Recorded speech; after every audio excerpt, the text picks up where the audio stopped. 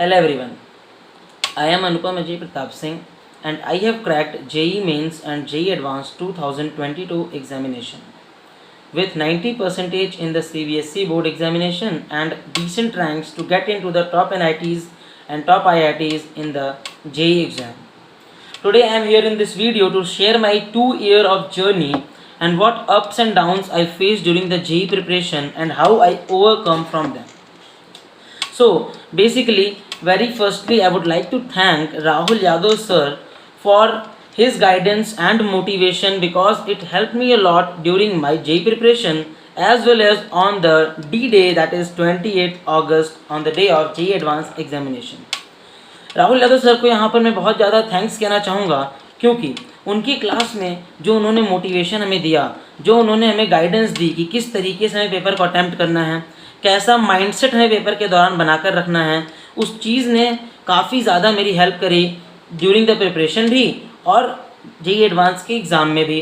अब हम कुछ बात कर लेते हैं कुछ स्ट्रैटेजी की और कुछ की पॉइंट्स की जो आगे आने वाले एस्पिरेंट्स को ध्यान में रखना चाहिए ताकि वो भी सक्सेस की तरफ और ज़्यादा इंक्लाइंड हो सकें। तो सबसे पहला पॉइंट, JEE के एग्ज़ाम के लिए हमें पता है हार्डवर्क बहुत ज़्यादा ज़रूरी चीज़ है, लेकिन हार्डवर्क के साथ मैं कुछ चीज़ें ऐड करना चाहूँगा।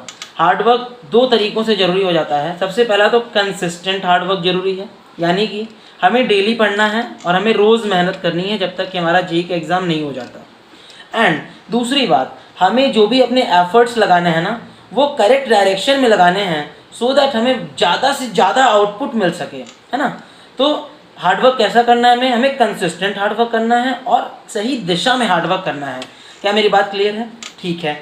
नेक्स्ट पॉइंट, अब यहाँ पर बात करना चाहेंगे, जैसा कि ये पता है हमें बिल्कुल भी पता नहीं होता JEE का पेपर किस लेवल का आने वाला है, तो हमें वर्स्ट केस सिनेरियो के लिए भी तैयार होना है और बेस्ट केस सिनेरियो के लिए भी तैयार होना है।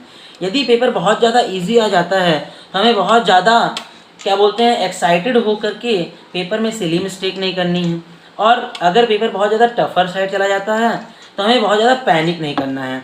जैसा कि बताऊं, मैं इस बार का जो पेपर था मेरा JEE एडवांस का, वो काफ़ी ज़्यादा टफर साइड चला गया। अब लेकिन चूंकि हमें राहुल यादव सर ने पहले से ही गाइड कर रखा था कि पेपर चाहे कितना भी टफ चला जाए, हमें हर एक क्वेश्चन को अपनी पूरी काबिलियत के साथ पढ़ना है ताकि हम अपने बेस्ट आउटपुट को उस पेपर में निकाल पाएँ। तो मैंने उस चीज़ का अप्लाई किया और अपने सभी कॉन्सेप्ट्स को लगाते हुए one of the best output निकालते हुए मैंने JEE एडवांस 2022 को क्रैक किया।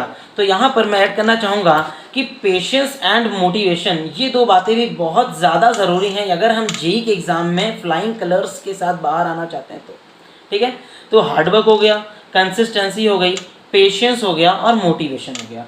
ठीक है, क्योंकि लोग हार्डवर्क तो करते हैं, एफर्ट्स भी करते हैं, लेकिन यदि वो पेशेंस और मोटिवेशन लैक कर गए ना, तो कभी कभी वो उतना नहीं अचीव कर पाते जितना कि वो डिज़र्व किया करते थे। अब हम बात कर लेते हैं कुछ एग्ज़ाम ओरिएंटेड टिप्स की। अगर मैं JEE मेन के लिए बात करूं तो JEE मेंस में फिज़िक्स और केमिस्ट्री की स्पेशली बात करें तो प्रीवियस ईयर क्वेश्चंस काफ़ी ज़्यादा हेल्पफुल थे मेरे लिए भी और आगे आने वाले स्टूडेंट्स के लिए भी काफ़ी ज़्यादा हेल्पफुल होने वाले हैं। अब मैं ऐड करना चाहता हूँ यहाँ पर केमिस्ट्री की NCERT। ये बहुत ज़्यादा ज़रूरी है कि हम JEE मेन के लिए केमिस्ट्री की NCERT ज़रूर करके जाएँ। अब मैं इसमें और एम्फेसाइज करना चाहूँगा ऑर्गेनिक केमिस्ट्री की कंप्लीट क्लास 12th की और 11th की NCERT ज़रूर करके जाएं, है ना, क्योंकि ये चीज़ों को बहुत ज़्यादा मैप कर देती है एग्ज़ाम पॉइंट ऑफ व्यू से JEE मेन में जिस हिसाब से क्वेश्चंस पूछे जाने वाले हैं। तो मैंने किया था ऑर्गेनिक की NCERT और मैं रेकमेंड भी करता हूँ कि आगे आने वाले एस्पिरेंट्स भी ऑर्गेनिक केमिस्ट्री की NCERT भी ज़रूर करके जाएँ। इसमें एक और चीज़ ऐड करना चाहेंगे कि ऑर्गेनिक केमिस्ट्री और इनऑर्गेनिक केमिस्ट्री की जब आप NCERT पढ़ रहे हैं तो वहाँ से वन लाइनर क्वेश्चंस फ्रेम करके शॉर्ट नोट्स बना लें, है ना। शॉर्ट नोट्स जरूर बना लें NCERT का ताकि लास्ट टाइम रिवीजन बहुत ज़्यादा काम दे। अब हम एक और चीज़ ऐड करते हैं यहाँ पर कि मैंने क्या किया था, जो प्रीवियस ईयर क्वेश्चंस मैं सॉल्व करता था JEE main and JEE advance के, तो वहाँ पर अगर मुझे कोई भी नया पॉइंट सीखने को मिलता था तो मैं उसे अलग से कॉपी में नोट कर लिया करता था, जिससे मैं उसे last day of the examination में या फिर मैंने जो मॉक टेस्ट देते थे उस दौरान मैं उसे रिवाइज कर लिया करता था, जिससे कि अगर कोई डेटा रिपीट किया जा रहा है जैसा कि अक्सर JEE मेन में देखा जाता है तो हम वहाँ पर उस चीज़ को लैग ना करें।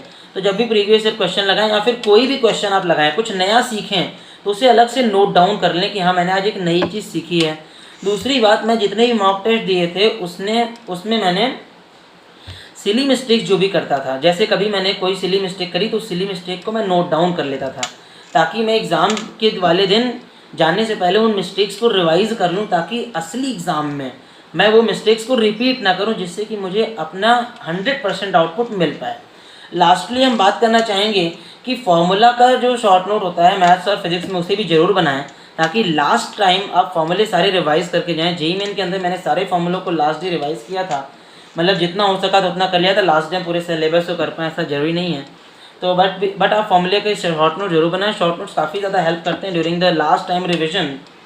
और JEE advance point of view से अगर मैं बात करूं तो जेईई एडवांस के लिए कोई शॉर्टकट नहीं है, आपको 2 साल लगातार मेहनत करनी है, तभी आप उसमें अच्छा अचीव कर सकते हैं। लास्टली मैं यहाँ पर अब एक ऐड करना चाहूँगा कि नज़र को बदलो तो नज़ारे बदल जाते हैं, सोच को बदलो तो सितारे बदल जाते हैं, कश्तियाँ बदलने की ज़रूरत नहीं है, दिशा को बदलो तो किनारे खुद ब खुद बदल जाते हैं। तो मेहनत करते रहें and best of luck for future upcoming aspirants for the JEE advance and JEE